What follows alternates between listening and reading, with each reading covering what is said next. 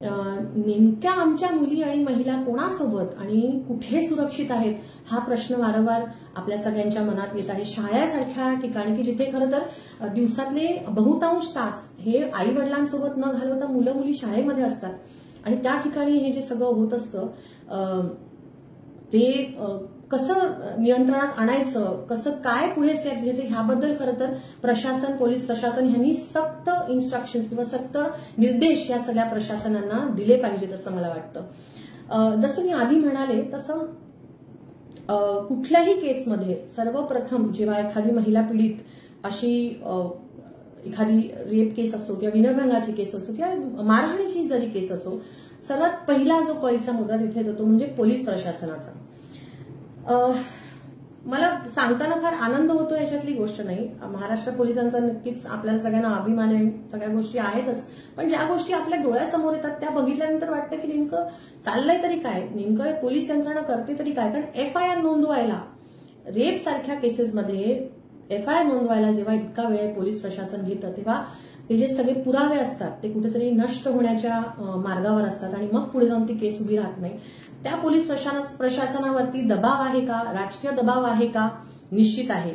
अनेक केसेसमध्ये आपण असं बघितलंय की कुठले ना कुठले धागेदोरे असतात आणि कुठे ना कुठे त्यांच्यावरती प्रेशर असतं, त्याच्यामुळे कार्यवाही करायला दिरंगाई होत आहे, हे निश्चित आहे। दुसरा जो प्रश्न आहे तो म्हणजे FIRच घेत नाही, म्हणजे FIR नोंदवण्यासाठीच महिलांची पहिली धडपड असते आणि ते नोंदवायचं कसं ह्याच्यासाठीचा त्यांचा एक वेगळाच संघर्ष असतो। तर हे जे सगळं चाललं आहे त्याचा सर्वात पहिला आणि महत्वाचा मुद्दा हा आहे की पोलीस प्रशासनाने आता सजगतेने काम करण्याची गरज आहे।